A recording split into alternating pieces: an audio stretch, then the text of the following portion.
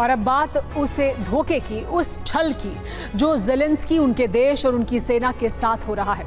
आज से नहीं बल्कि साल भर से यूक्रेन के साथ ये धोखा कोई और नहीं बल्कि वही देश कर रहे हैं जो खुद को यूक्रेन का साथी और मददगार बता रहे हैं, यानी नेटो देश।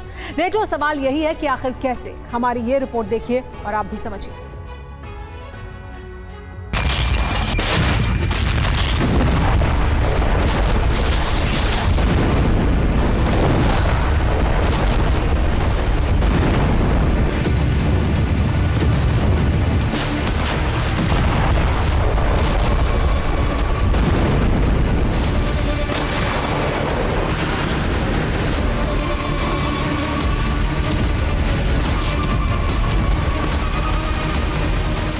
यूक्रेन युद्ध से जुड़ी आज दो बड़ी खबरें आई, वो खबरें जिसे सुनकर पूरी दुनिया दंग है।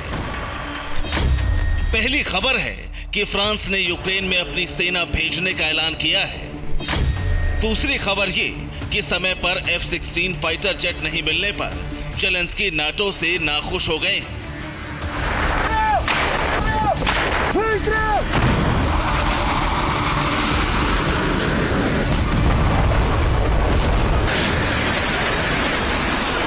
ये दोनों खबरें चौंकाने वाली क्यों हैं? सबसे पहले ये समझना जरूरी है, फ्रांस सरकार ने कहा है कि वो अपनी सेना में एक यूक्रेन के नाम से ब्रिगेड बनाएगा। इसमें फ्रांस के सैनिक और सैन्य अफसर होंगे। इस ब्रिगेड को यूक्रेन में रूस के खिलाफ युद्ध लड़ने भेजा जाएगा। मतलब ये कि एक नाटो देश यूक्रेन में अपनी सेना भेजने जा रहा है।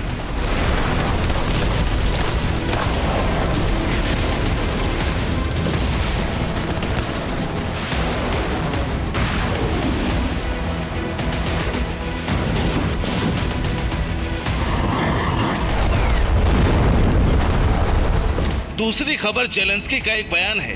ज़ेलेंस्की ने कहा है कि पश्चिमी देशों ने गर्मी में यूक्रेन को F-16 लड़ाकू विमान देने का वादा किया था, लेकिन ये विमान यूक्रेन को अब तक नहीं मिले। और इस तरह ज़ेलेंस्की उन नाटो देशों पर भड़क गए जिन्होंने समय पर यूक्रेन को F-16 नहीं दी।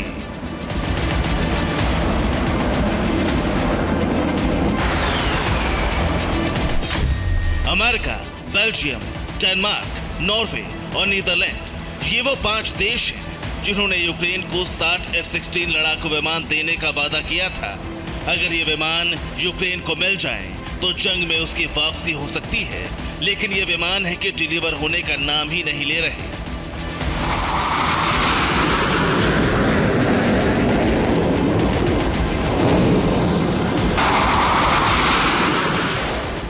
रक्षा विशेषज्ञों का मानना है कि असल में नाटो देश न सिर्फ लेट लतीफी कर रहे हैं बल्कि यूक्रेन के साथ बहुत बड़ा धोखा कर रहे हैं। अमेरिका हो, ब्रिटेन हो या फिर फ्रांस, कोई भी नाटो देश यूक्रेन को जरूरी हथियार समय पर नहीं दे रहा है।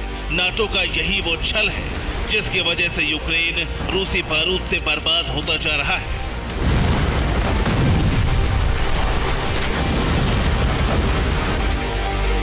जिस फ्रांस ने यूक्रेनी ब्रिगेड बनाने की घोषणा की है, उसी ने 6 महीने पहले ही घोषणा की थी कि वो यूक्रेन में अपनी सेना भेजेगा, लेकिन बाद में उसने अपने कदम वापस खींच ली।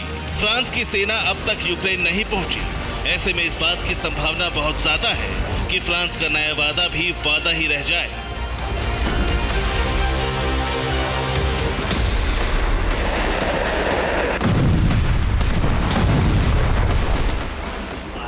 ब्रिटेन में सत्ता बदली, सुनक की जगह कीर स्टारमर ब्रिटेन में नए प्रधानमंत्री बने।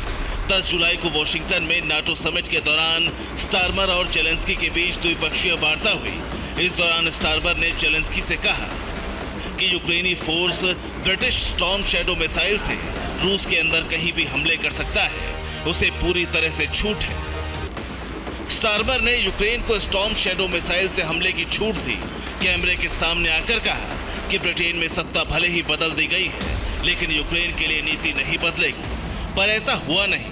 बाद में स्टारमर अपने बयान से मुकर गए और इस तरह एक बार फिर से यूक्रेन के साथ छल हो गया।